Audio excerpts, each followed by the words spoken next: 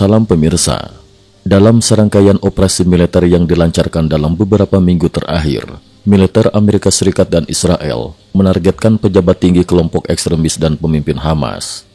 Aksi ini merupakan bagian dari upaya terus-menerus untuk melemahkan kemampuan kelompok-kelompok tersebut dalam merancang dan melaksanakan serangan terhadap warga sipil serta personel militer.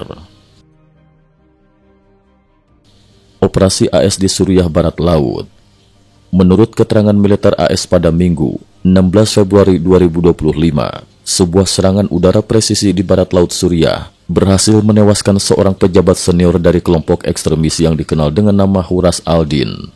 Sosok yang ditembak itu diyakini memiliki peran penting dalam bidang keuangan dan logistik kelompok tersebut. Komando Pusat AS yang mengordinasikan operasi militer dan kontraterorisme di kawasan Timur Tengah dan Asia Tengah menegaskan bahwa aksi ini merupakan langkah strategis dalam meruntuhkan kemampuan kelompok ekstremis untuk merencanakan serangan terhadap warga sipil dan personel militer. Tak hanya itu, pada 30 Januari lalu, Komando Pusat AS juga melancarkan serangan udara yang berhasil menewaskan seorang agen senior Huras al-Din yang dikenal dengan nama Muhammad Salah al-Zabir. Operasi-operasi tersebut menunjukkan tekad Amerika Serikat untuk memberantas ancaman ekstremisme di kawasan strategis tersebut. Operasi militer Israel di Lebanon Selatan. Sementara itu pada Senin 17 Februari 2025, militer Israel mengumumkan keberhasilan operasi udara yang menargetkan seorang pemimpin Hamas di wilayah Sidon, Lebanon Selatan. Menurut pernyataan resmi, Muhammad Sahin, yang memimpin divisi operasional Hamas di Lebanon, tewas dalam serangan tersebut. Sahin diduga terlibat dalam perencanaan aksi ekstremis terhadap warga Israel dan dikenal sebagai sumber intelijen yang kerap menjadi dalang di balik serangan dan peluncuran roket yang menimpa warga sipil Israel. Operasi ini juga diwarnai oleh hubungan erat antara Hamas dengan Iran, yang diketahui memberikan arahan dan pendanaan kepada kelompok tersebut. Konstelasi situasi di Lebanon. Operasi Israel ini terjadi seiring dengan perjanjian gencatan senjata yang difasilitasi oleh Amerika Serikat pada November tahun lalu, yang memberikan waktu 60 hari bagi pasukan Israel untuk menarik diri dari Lebanon Selatan.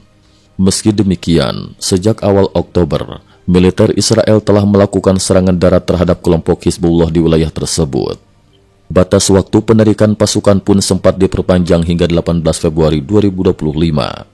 Namun menurut informasi yang dikutip Reuters, militer Israel meminta agar pasukan mereka tetap mempertahankan 5 pos strategis di wilayah itu. Kebijakan tegas AS terhadap ekstremisme. Kebijakan tegas terhadap kelompok ekstremis sudah terlihat sejak masa pemerintahan Presiden Trump. Pada 16 Februari 2025, Sekretaris Negara AS dalam pertemuan di Yerusalem dengan Perdana Menteri Israel menegaskan sikap tegas Presiden Trump yang tak pernah ragu dalam menyuarakan ancaman terhadap Hamas. Sandra harus dibebaskan, ini harus terjadi, tidak ada pilihan lain, tegasnya.